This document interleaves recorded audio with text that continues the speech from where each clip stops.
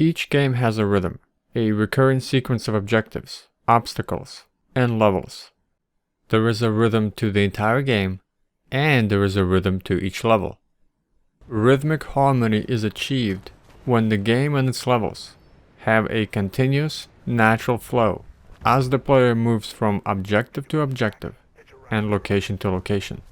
There are glimpses of perfect rhythmic harmony in Mirror's Edge as you run through the rooftops, jumping, sliding, climbing, and ziplining.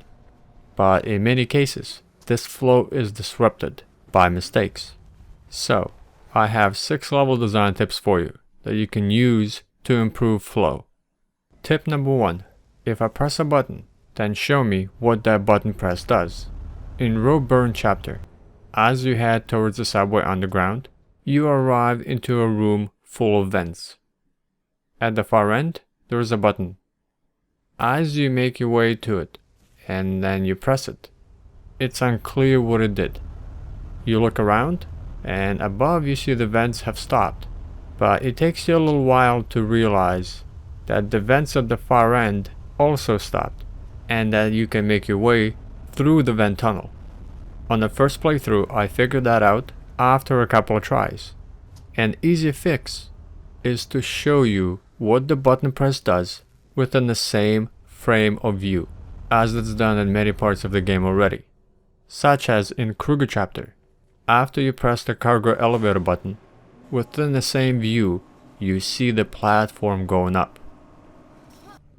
Or when you open up gates, when you press the button, the gate opens within the same view.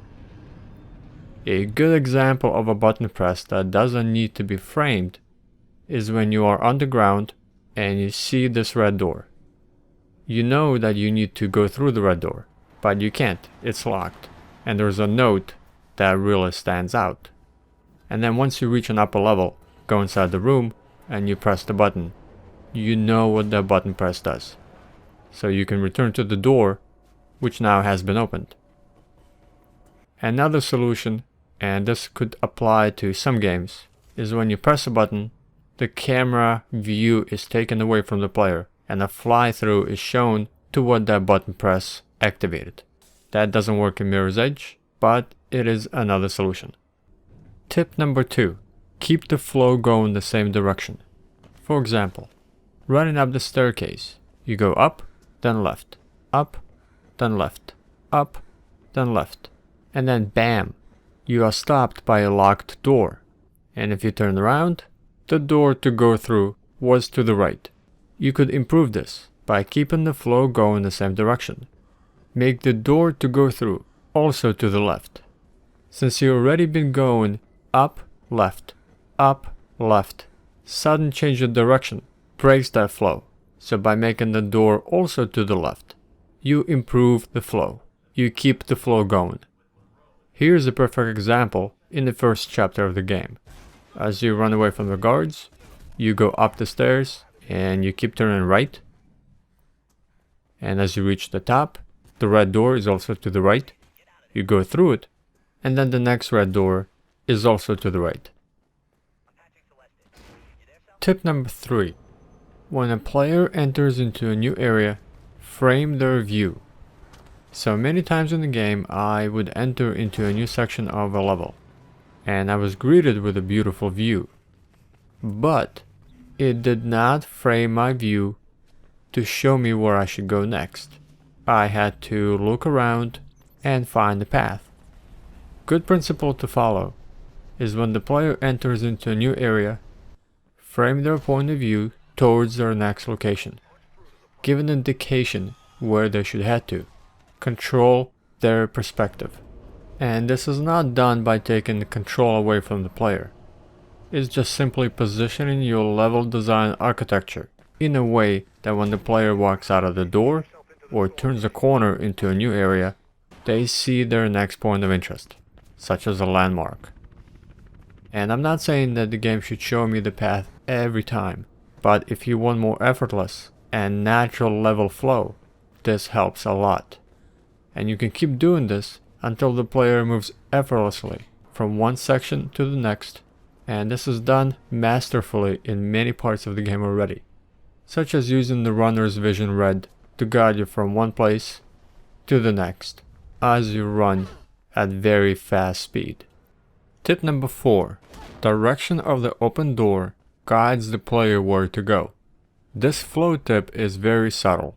As you open the door, you naturally walk through it. If you can't go forward, such as there is a wall in front of it, and you have to either turn left or right, depending which side that door swings open to, I naturally turn the opposite of that door.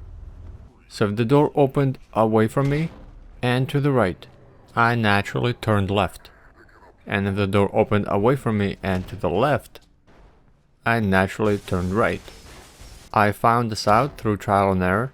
I would slam through the door and without thinking go opposite of it. And in some cases I would meet a dead end and would have to turn around.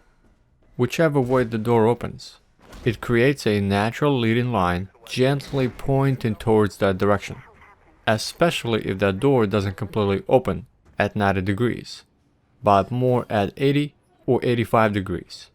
And this was done with the doors in the boat level, where each door opened to about 80 or 85 degrees, and it created a subtle leading line, sort of almost pushing the player to go that direction, except for a few times, such as here. So if you want a bit more control of guiding the player to go left or right as soon as they walk through the door, especially if you can only go left or right, then make that door open away from the player, and if you want to guide them to go to the left, swing that door to the right. And if you want to guide them to go to the right, swing that door to the left. And if the path is to go forward, then it doesn't matter which way you open that door. So again, this tip is very subtle, and there are other things at play here that could influence the direction of the player. So use this, but make sure you test it. Tip number 5. If you are creating a high-paced chase sequence, don't make the player stop. During a high-paced chase sequence on the boat, the flow is disrupted by stopping and opening the valve doors. I do understand that from the functional perspective, the boats must have valve sealing doors to isolate the compartments in case of sinking, but it would be more fun to bust through the doors as you run, like you do in the rest of the game, and where the flow and the momentum isn't stopped from it. Or just don't close the doors during the chase sequence. This whole chase could have been improved if I didn't have to stop multiple times along the way to rotate that valve door to open. I'm going to play a 30-second clip of what a chase sequence should look like, where everything is a continuous movement. This is from District 13. And I want you to pay attention to the constant flow and the constant motion during the chase sequence. There's never a point where the momentum abruptly stops.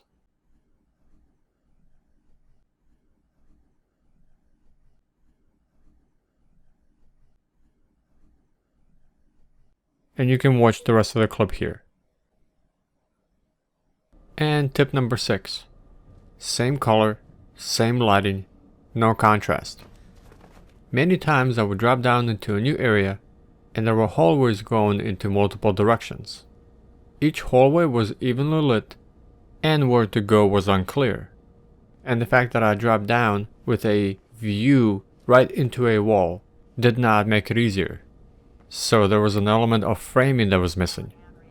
Then after looking around and trying out different hallways, I would notice a thin gap between the AC vents to squeeze myself through to the next area. And this happened a few times in different locations. Here's another example. After I jumped down, there were even red pipes on the wall, suggesting that's where I needed to go. But it turns out there's a thin gap that I had to crawl through. But during the first playthrough, that was very misleading, and where to go was unclear.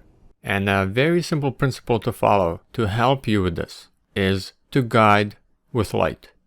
Player will naturally navigate towards light and avoid darkness. So make areas where the player has to go to brighter. And make areas to repel the player where you do not want them to go to, or there is no path forward.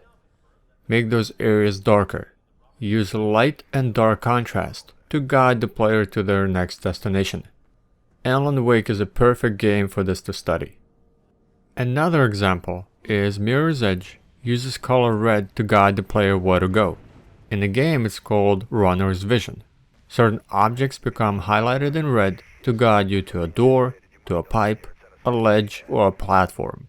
And later in the game, some environments are entirely textured with red. It becomes unclear where to go. Now I understand that the game is beginning to teach you to make your own decisions and not rely on runner's vision. And in this case, the use of lighting and framing should be more deliberate to guide the player. Remember the example in the Kruger chapter for good button framing. When you press it, you see the elevator platform going up.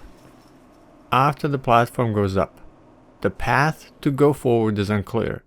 I think I have to go on top of the elevator, or something has to do with it going up. But no, there is a hatch underneath that is hidden in shadows. The first time I played, I even looked down and did not see where to go. It completely blends in with the ground. It's not clear, and it's hard to see.